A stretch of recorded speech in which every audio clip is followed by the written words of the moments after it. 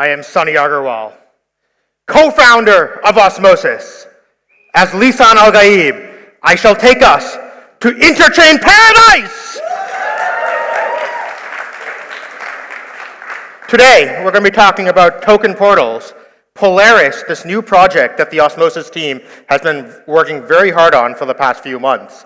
And some of you may have already seen it online, bits and pieces, but today we'll be talking about why we're building this, a little bit about how we're building this, and then a quick demo on what it is we're building. So, Osmosis, our goal, we always had one goal, right? Which was beat centralized exchanges. And we were like, from the beginning, we were like, what do we need to do to beat centralized exchanges? There's three main things we need. We need better UX, we need asset breadth, and we need privacy. And for basically over the course of the last 1 year, Osmosis has been very focused on the UX. Last year I gave a talk at Cosmoverse about smart accounts and how we're going to improve the UX. And I think over the course of last year, we've sort of delivered this. If anyone's tried one-click trading on Osmosis, that's like the first instantiation of smart accounts, and there'll be a lot more cool features yet to come, where if you're coming to the Cosmoverse hackathon this weekend, Osmosis is running a smart accounts track, where you can hack using the smart account stack to build a lot more account custody features for Osmosis. We've also shipped a new portfolio page that makes it easier to track your portfolio, get graphs, see not just your Osmosis portfolio, but other apps in the ecosystem like Mars, Levana, all in one place. We've shipped a brand new trading experience that allows you to, buy, sell, input your values in fiat value, which is very nice, have limit orders available. So, the trade experience on Osmosis has really come a long way over the course of the last 1 year as well. Now, going forward now, the next step that we need to solve is asset breadth, right? And that's kind of what we're going to be focused on here. So when you go on to centralized exchanges, they're kind of awesome. You can buy everything in one place, right? You can go on Binance and you can buy Bitcoin, ETH, Sol, XRP, Doge, all in one place without having to switch sites. And that's what users want. Users aren't chain maxis. They just want to trade everything. But there's nowhere in DeFi you can do that today, right? There's nowhere you can buy Sol and ETH and XRP in one site. You have to go to different sites, you have to use different bridges, you might not know what bridge to use. And when we started Osmosis, we were like, okay, we're going to solve this by becoming the Switzerland of DEXs, right?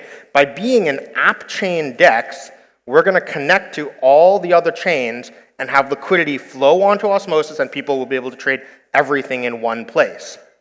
But over time, over the course of the 3 years, we've learned that there's problems with this, right? And we call this the Great Chain Divide. And what this basically means is most chains are just trying to foster their own DeFi ecosystem, right? Probably 75% of the chains that exist today are mostly just trying to be DeFi chains. And because of that, they don't want liquidity to leave their ecosystem. And they have little desire to support liquidity on other chains, whether that's through, market makers or liquidity injections, and unless you have the support of, foundations or teams or whales of these projects, it's really hard to bootstrap liquidity for these other assets. So, for example, you have Ethereum native assets, ETH, Maker, Pepe, they're all just going to stay on Ethereum. There's good enough DEXs on Ethereum. You have, L2s like Base, where also Uniswap exists, but a lot of these new projects, they want to try to bootstrap their own internal DeFi projects as well. So that's why on Base you have stuff like Aerodrome, which is promoted much more heavily within the ecosystem than Uniswap, and then all the ecosystem native assets like Aero, SPX, Degen, they all just flow onto the Base native DEXs. And then you see the same thing with Solana, right? And this makes it very hard for something like Osmosis to get liquidity for stuff like WIF and Bonk. People come ask me hey, I want to buy WIF, but or I want to buy Bonk, but there's $5,000 of liquidity on Osmosis. That's not enough to buy. And it's yes, we know that, but how do we solve this? Well, where Osmosis does get traction is on app chain assets, right? So things like the Cosmos Hub, Celestia, AKT, all app chains that don't have their own native spot DEX. Even DYDX, it's a perps DEX, but it doesn't have its own native spot DEX. So that makes Osmosis be a great spot DEX app chain to serve other app chains. And obviously, the biggest one here is Bitcoin, right? That's the big holy grail, and that's where Osmosis is going to be spending a lot of its time in the coming months and years, to focusing on being this really good app chain DEX, serving these app chains, serving Bitcoin, serving BRC20s and runes and stuff, and being the app chain DEX. But so that still leaves us with the problem of this massive liquidity fragmentation. Every ecosystem has its own preferred liquidity venue, which all have their own interfaces, Uniswap, Osmosis. You do have like some aggregators like Jupiter, but they're still very ecosystem specific. And then they all have their own wallet interfaces. And so similarly that wallets are very sticky for the users, liquidity is also very sticky for the ecosystems. And so okay, where do we solve this problem? How do we still provide our end goal of giving users one place to trade everything? Is we're going to solve this at the interface level. That's where it's the least sticky and has the lowest switching cost for users. And that's why we developed Polaris, the token portal, one place to trade everything on any chain. So when we were designing Polaris, we had a couple of design goals that went into this. Three main ones. One is we want to be able to scale to new ecosystems quickly, right? A lot of cross-chain apps, they're very, it's EVM only, or only EVM and Solana, right? It's like, no, we want to be EVM, Solana, Move, Bitcoin. We want to scale to many things quickly. We want to minimize user frictions, and we want to be able to use existing wallets. I don't know about you guys, but I hate having to switch wallets or download new browser extensions. I want to be able to use apps with my existing wallets. So there's a couple of strategies that we went around in order to achieve those goals. One is we don't want to reinvent the wheel. There's a lot of DEXs we have to integrate. There's a lot of bridges we have to integrate. And a lot of them we are writing our own custom integrations. But wherever possible, we want to work with existing aggregators. So within Polaris, we make use of Skip, we make of Rango, we make use of Jupiter, 0x, Aftermath, which is a SWI aggregator. And we make use of these so no one of these aggregators actually is giving us the asset breadth support that we want, right? Like Jupiter is only for Solana's. Skip allows us to go from EVM to Cosmos, but only to USDC on Solana. Or, there's a lot of, but by aggregating the aggregators, we can actually achieve the asset breadth that we're looking for.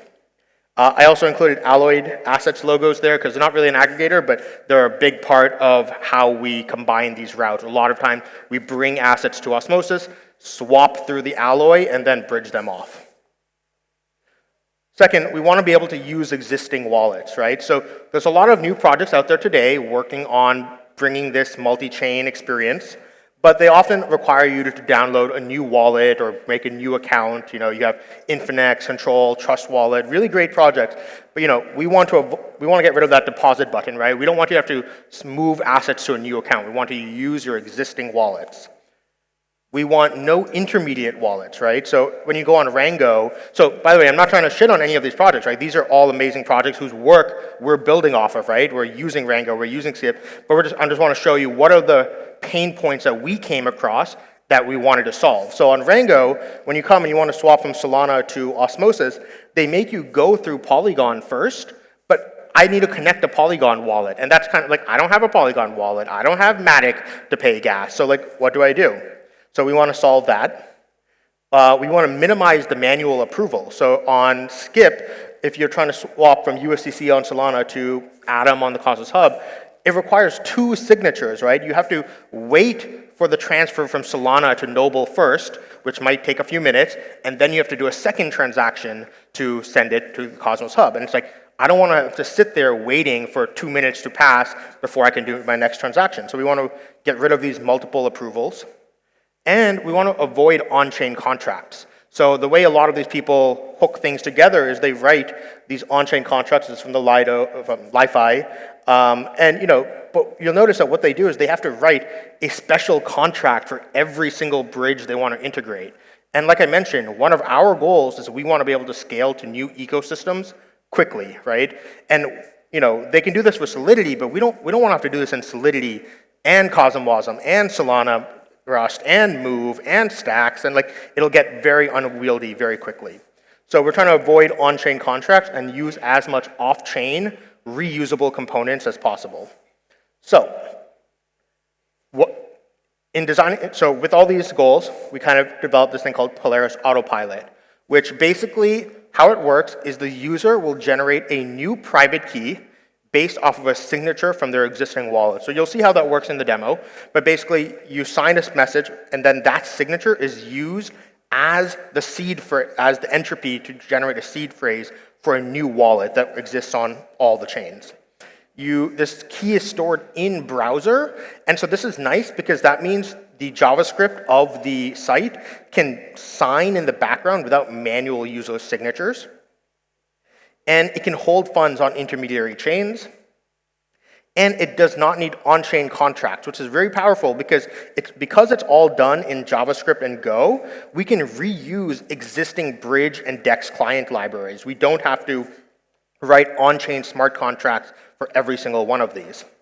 And one nice accidental side effect of this process is that we can actually use private mempools for MEV resistance. What that means is normally on a lot of these cross-chain flows, you have to submit the entire route on the first transaction.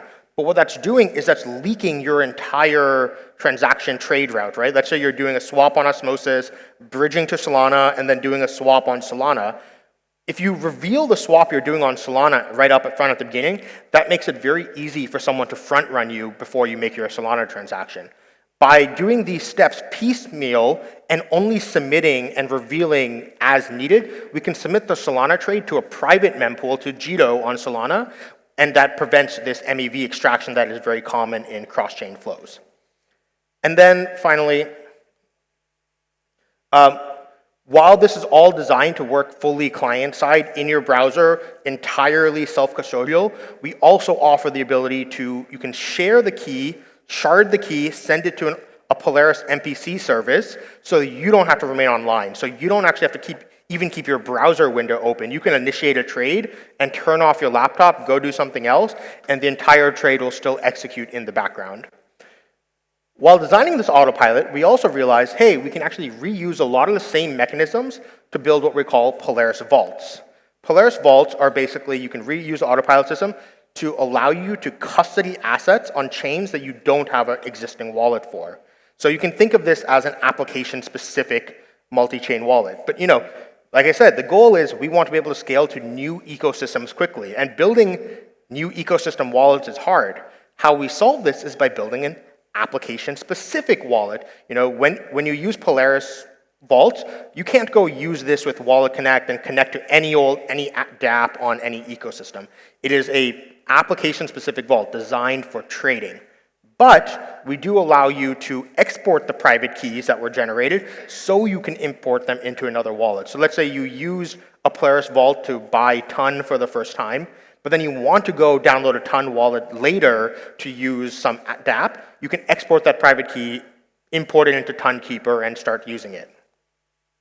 And Polaris vaults will be eventually how we bring a lot of the smart accounts capabilities that we've designed built on Osmosis and bring them to a multi-chain world.